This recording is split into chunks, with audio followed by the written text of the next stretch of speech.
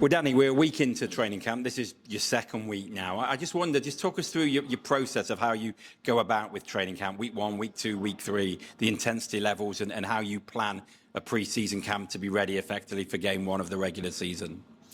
I think maybe a bit different to maybe some others. I think that first week, as you got guys trickling in, maybe different days. Some guys have skated more than others in the summer. So I think for me, it's more about getting them used to skating every day. I wouldn't say we really, bury them in the first week.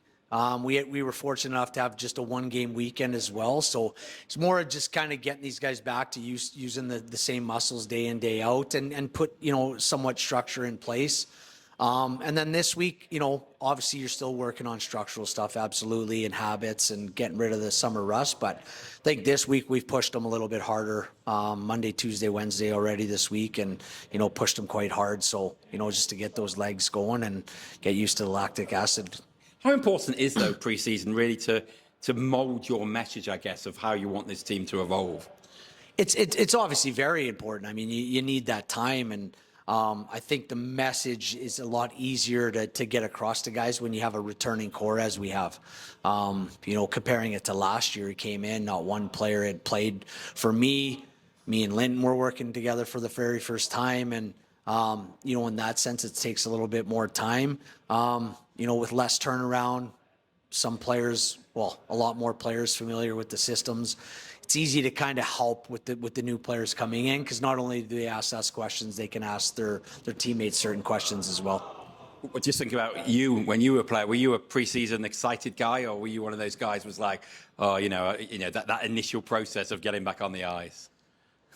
God, I got to watch what I say because I'm coaching these guys now. But me personally, I wasn't a big fan of the preseason.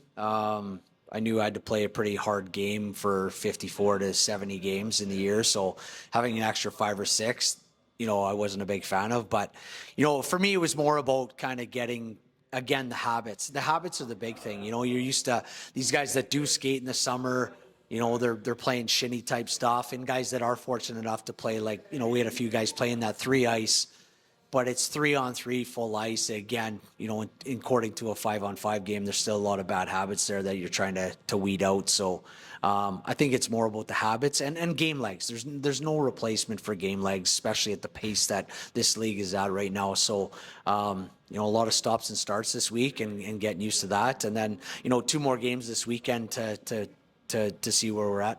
I know you've played in other leagues before you came to the UK, but I guess what we're talking about now does show how the elite leagues evolved, because probably when you first started to play, it was probably a week and then your first regular season game. Training camps were very small and very short, but now you've got the luxury of that time to work on things before the first game. Yeah, no, so essentially, week 2, we'll have next week, 4 weeks of practice before you actually play your first real game. And I think the club's done a great job at giving us enough games to kind of weed through those habits or weed out those habits, and get the game legs in, but not overtaxing our guys as well. I think 5's a great number, and like I said last weekend, just having the 1 game and giving the guys another week before they get into kind of that back-to-back rhythm. Just want to go back to the game on Saturday. I wonder how impressed you were about the comeback, because it was something you did a lot last season in the regular season.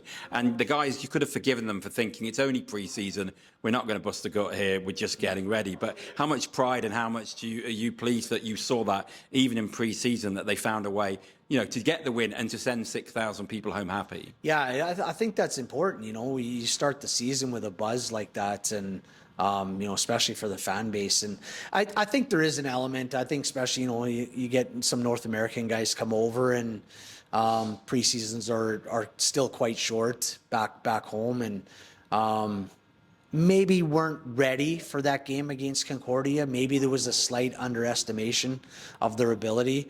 I think as a coaching staff, we knew how good they would be and how hard they would work, but sometimes guys come over and they dip their toes into it a little bit, and before you know it, you're down, and you're having to scrap your way back into a game. But I think guys figured it out. I think there was an element of talent taking over that game as well. So I don't think it was anything that we did as a coaching staff to change the course of that game.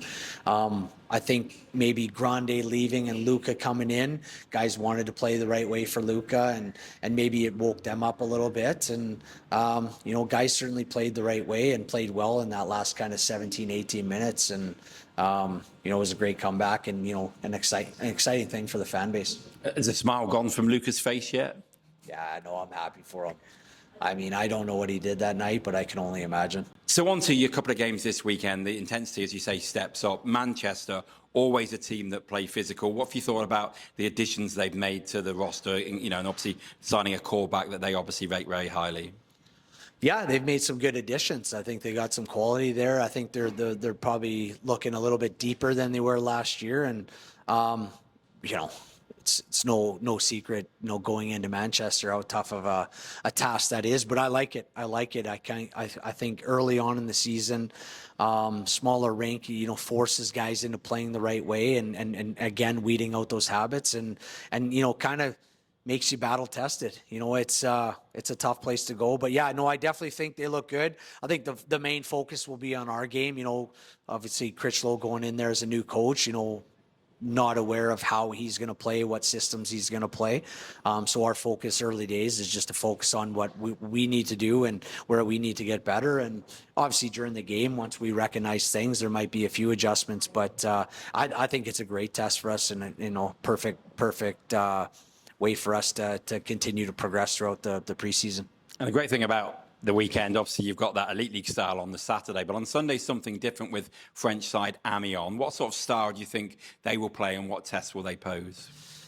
Again, Bergen, obviously Panthers legend there. He's new coaching job there, so you can't really use their clips from last year to I guess pre-scout them.